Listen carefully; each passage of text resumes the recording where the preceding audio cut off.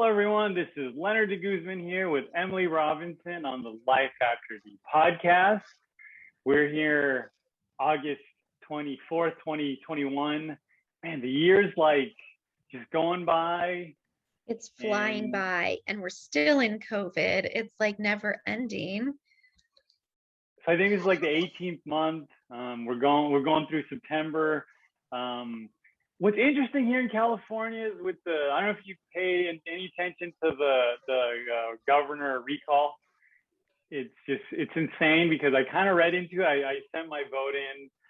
Don't know like how that affects anything with policies. It probably does because it's affecting schools. It's affecting now it's like the kids, the marriages, how this all plays out.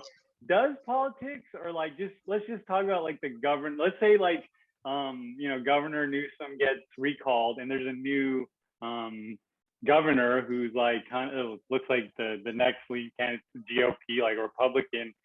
Does things like get affected or like does it or doesn't it all?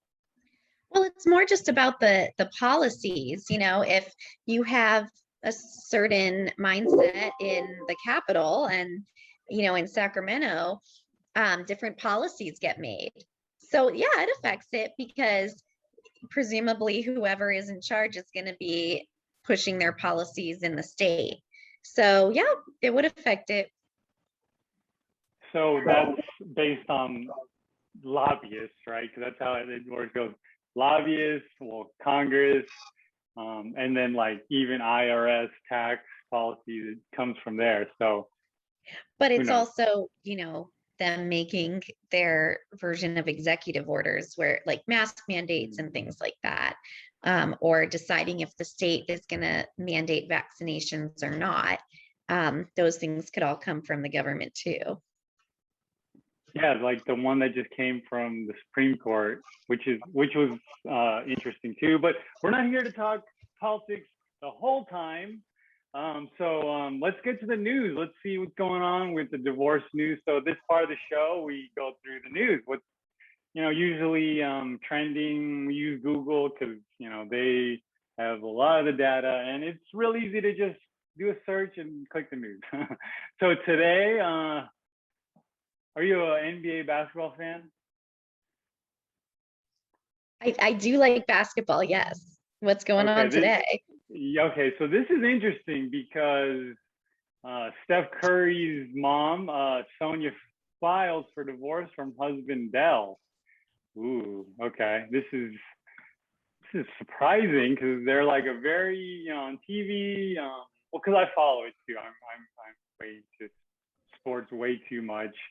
So and my wife's into yeah, because the wives they put some like cooking shows out and we're watching it. So okay, let's go through the details and see what we can see here. So Stephen Curry's parents, Sonya and Dell Curry, divorced after 33 years of marriage.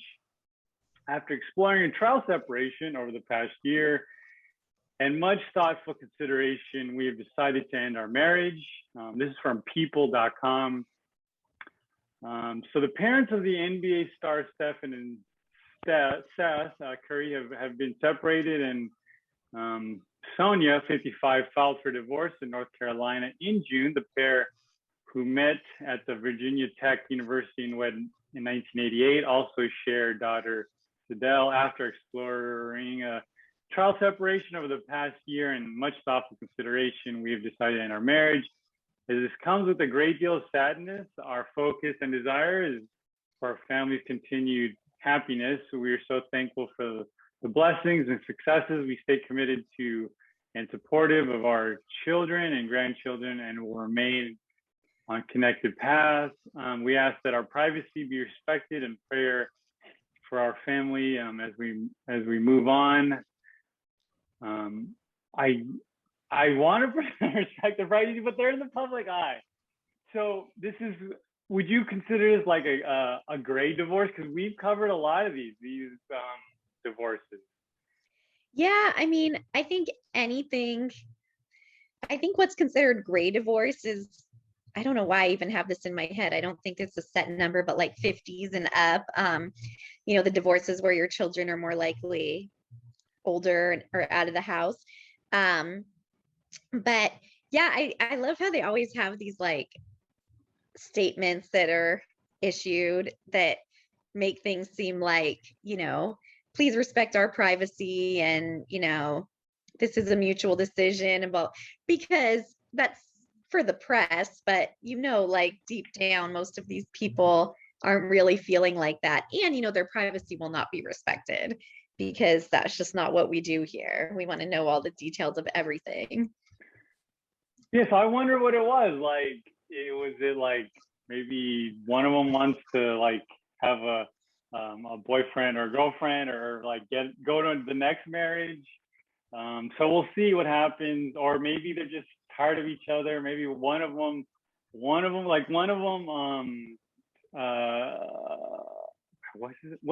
the guy's name?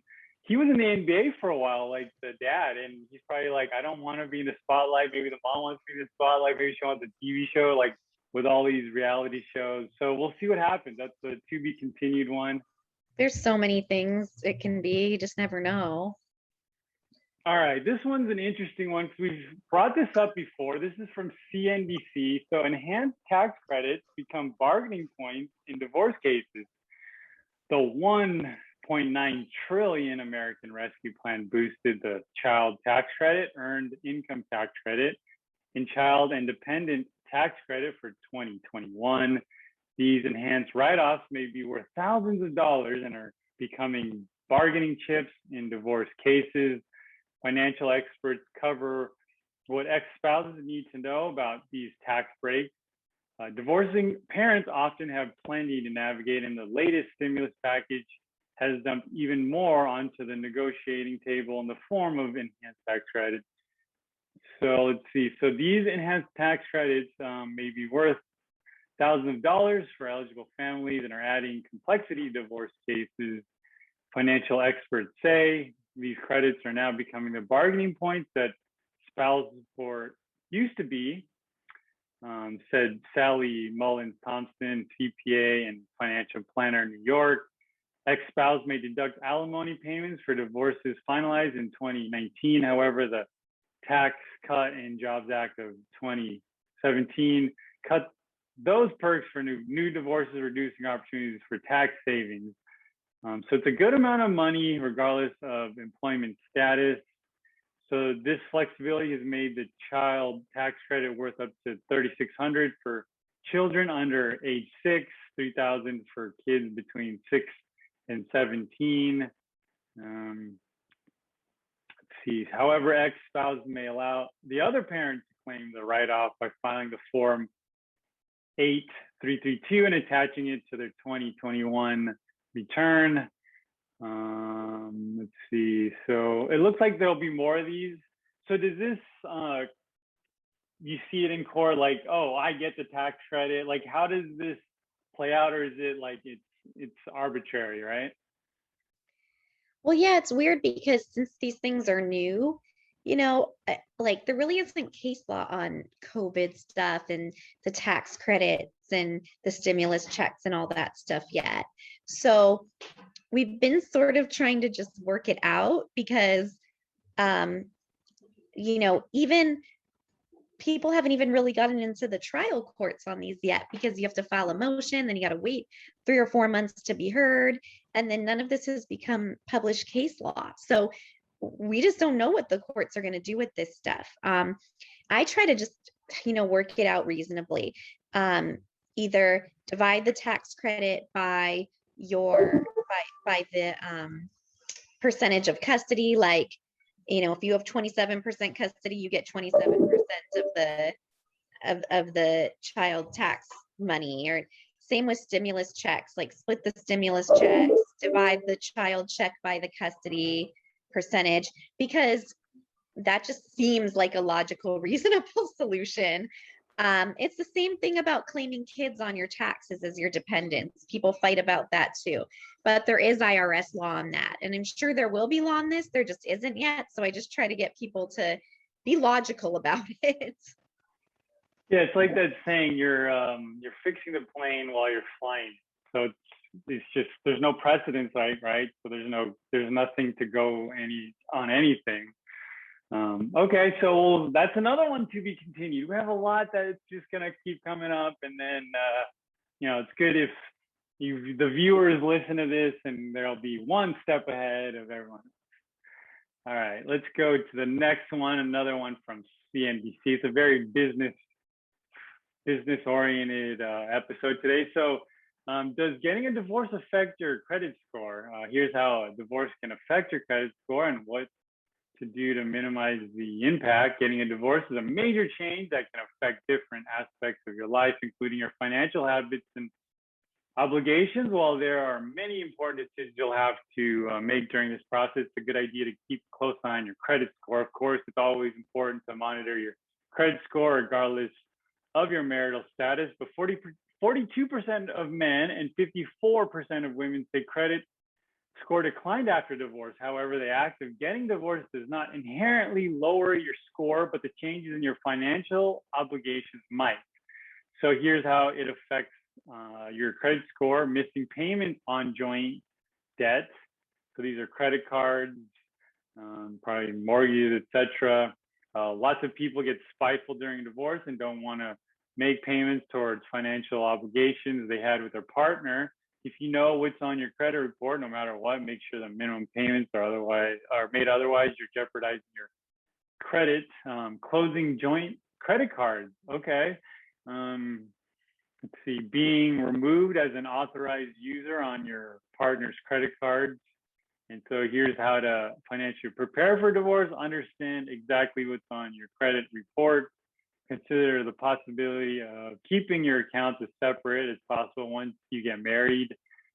Freeze your account. So some situations get nasty. There are circumstances where a spouse opens up an account without knowing. That's why you need to check your credit report and consider a freeze on your credit so you're more in control and people can't open up new debts in your name. And that's it. I had a friend who the wife, they eventually got divorced, but the wife just cleaned out the checking account because it's joint, and maxed the card. So yeah, this is a real thing. Yeah, it is a real thing. I mean, basically in California, after your date of separation is when everything is separated. And your date of separation is the date that you've decided the marriage is over and conveyed that to the other person. So if you decide you're separated today and your spouse goes and maxes out the credit card tomorrow, you're not going to be responsible for what they maxed out tomorrow. Or if you have $1,000 in your account today and your spouse cleans it out, you separate today and your spouse cleans it out tomorrow, they'll have to reimburse you your $500. But that being said, it's hard to get the actual reimbursement. You can make an order that they have to reimburse you, but if the money's gone and there's nowhere to get it from, that's tough. But yeah, you have to be very careful because your credit is tied together. So if you stop paying things, if you move out of the house, but your spouse stays there and you stop paying the mortgage because you're not living there and your spouse doesn't pay the mortgage, it's hurting your credit too. So these are all things you have to be very careful of. And a lot of times, if you move out, but let's say you have to pay child or spousal support, instead of paying child or spousal support, you'll pay the mortgage as child or spousal support, because then the mortgage is getting paid. And that also protects your credit. So we have to try to be creative and work out things to protect people, because creditors could care less who's in the house. If you're going through a divorce, they're just going to go after you as long as your name is on that bill. Yeah, it's God, credit. I don't know. I just opened a Nordstrom's card and my wife's like, probably gonna use it. It's off topic even. All right. Really? You got a Nordstrom's card? That's dangerous. Yeah, well, they were like, hey, you can get 60% off this shoe, the one half yearly sale, but you got to open a card. And then I was like, yes, I will save $50 and I will open it. And they got me forever now. Okay, with that said, let's get to the part of the show, dear Emily, where people post, things online, whether they're starting the divorce journey, they're ending it. They have questions on the divorce process. So let's see what's up today. This is an interesting one. We were talking before we recorded about YouTubers. So this one's like asking any good YouTubers out there that can give advice on how to be a better dad after divorce. I'm doing my best, but I need extra help. You could be that person. That'd be awesome. So like dads, like what do they like?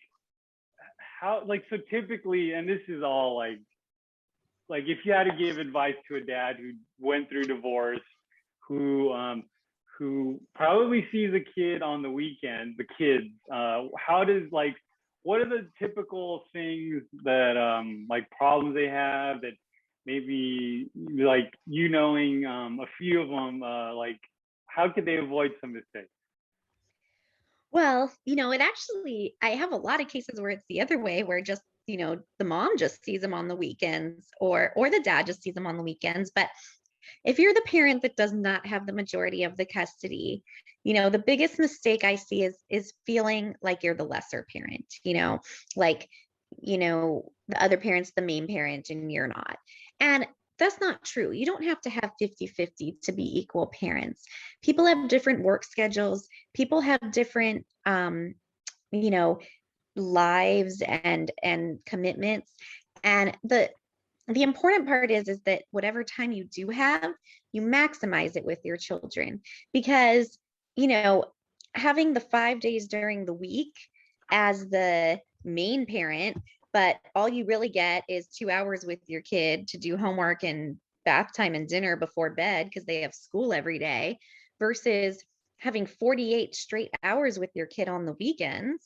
That doesn't make you the lesser parent. You actually have the majority of the fun and free time. So whatever time you do have, like, maximize it and make that count, because maybe the parents are sitting there counting the hours, but the kids aren't. They don't sit there thinking, oh, mom has me 52% of the time. That's not how kids think. So, enjoy the time you do have with your kid and make the most of it, because that's what they're going to remember, is the fun times they had with you. And so that's the biggest mistake I see, is the parent with less time spending all their time fighting for more time, when more time isn't really what they need. They need quality time. And 50-50 is great too. And sometimes that works. But if you're fighting for 50-50 because you want to be able to say you have 50-50, but during your 50% time, you're putting your kid in childcare and having nannies and having people running your kid around because you don't actually have that time to spend with them, maybe it isn't the best fight to have. Maybe you should be fighting to have the time that you can actually spend quality time with your child. And so that's probably, the best advice I can give. Yeah, I have this particular friend who has the weekends, and like he takes his daughter like to Universal, to the beach, like he gets just I imagine like the happiest times. And it's like you said, it's shorter. And it's hard if you're a first time parent, or your kid's really young, so you don't know this yet because they don't have a zillion activities yet. It feels like you want to be that weekday parent and not just the Disneyland parent on the weekends. But I can tell you from experience, having a 6 and a 9-year-old, the weekend time is the fun time. If I had to pick, I'd pick the weekend time rather than the homework fighting over bed and bath. And, like, that time is not the fun time. The fun time is the weekend. So yeah, I don't think a lot of parents realize that. All right, let's go. Let's see. That's a good. I didn't even think of it. Like it's shorter, but it's could be better.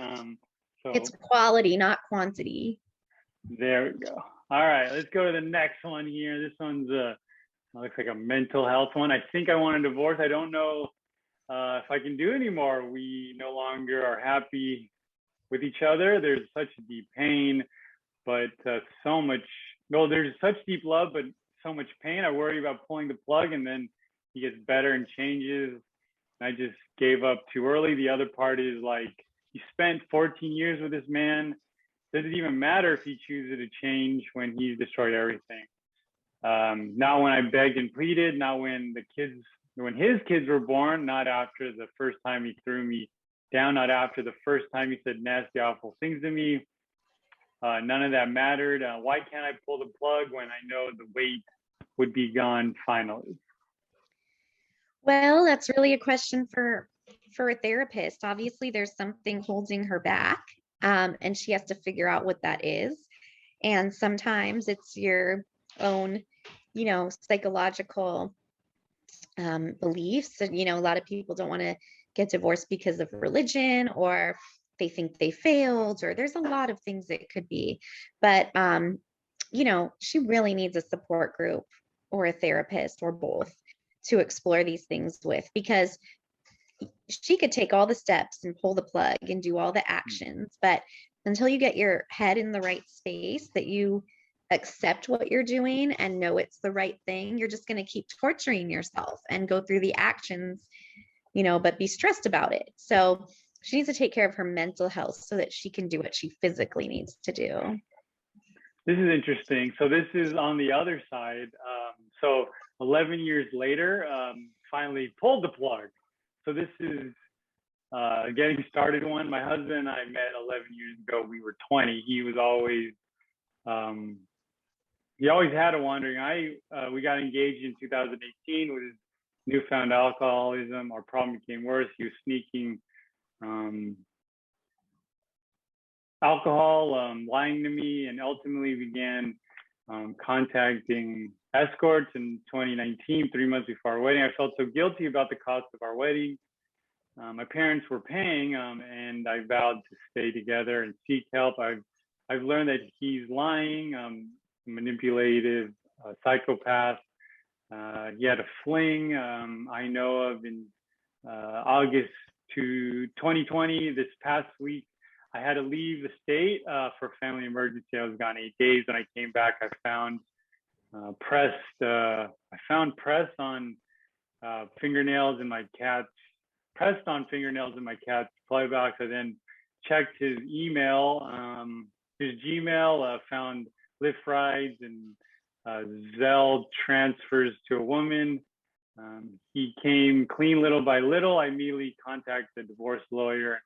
We'll now be going through with it. I'm feeling all of the emotions. My home is tainted. Can't bear to be there. I'm currently at my parents' while he's at the apartment. My question is, how do you deal with something like this? I'm so torn and conflicted. Yeah, I mean, that's tough too. It sounds like, that person's already ripped off the Band-Aid, but that doesn't make the emotions go away. And that's what I was talking about before. Like, you can go for it and do all the physical actions to divorce, but if you don't get yourself in the right mental place to accept it and be okay with it, then you're still going to struggle. So, the same thing, that person needs support groups and mental health support as well, so that she can be okay with her decisions. Okay, the last post of the day, it's a getting started one. Odds of keeping the house. I'm the primary breadwinner and can afford to pay my husband half the amount. We likely receive a profit as a home sale, and the continuing mortgage and such without him. How likely am I to be able to keep the house? I can afford all the home expenses on my own. Buying him out of his half of the house might involve withdrawing some 401k money, and I've saved over the past 10 years. But so it goes. I'm not likely to be ordered to pay him marital support. If I've got majority custody of the kids, I assume I don't see him even fighting for that, much less convincing a judge to grant it. I want to keep the kids as stable as possible and want to keep the house. Well, if you have a means to buy your spouse out and pay them their half of the equity, then I think you have a good chance of being able to keep the house. Um, when it gets hard is when you're going to ask them for favors, like to wait for you to come up with the money, or to, you can't refi because you don't have an income to refi with, or, you know, and so their name is stuck on the mortgage, or that, like, if there's some hurdles that you have to ask them to work with you and they don't want to, that's when that could get harder. But that person sounds like they have the financing to be able to do it, they have the ability to do it. So I think the chances are good that the spouse would agree to a buyout, um, and they couldn't, move forward with that. Plus, in a buyout, usually the spouse gets more money because there's no realtor fees or commissions because you're not selling. Hmm. I didn't even think of that. Okay, so that's the last post. And Emily, do we have anything coming up the lights of the last week of August? It's kind of sad because it's back to school already. I know. I can't believe it. Well, the mask mandates are back in Ventura Court. Zoom hearings are supposed to end as of September 1, but haven't heard if that's getting extended or not yet. Things are locking down again, so because of the Delta variant. So we'll see what happens, but I wouldn't be surprised if courts start not full shutting down, but going back to all virtual for a while.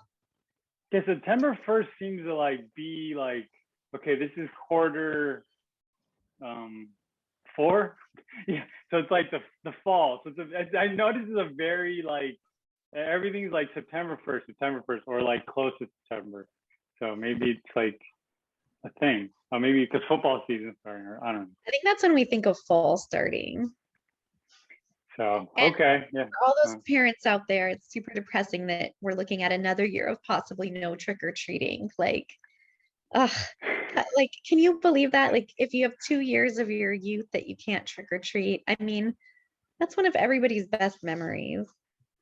Yeah, it really sucks to be young, and it's like I'm in a way thankful I'm old, and we went through all of it, and gosh, I feel sorry for like the younger kids. So Yeah, all we had was chicken pox. They've got to deal with COVID. I know, can you imagine? So yep. So this is the new chicken pox. And thanks everyone for joining us, and we'll see you next week.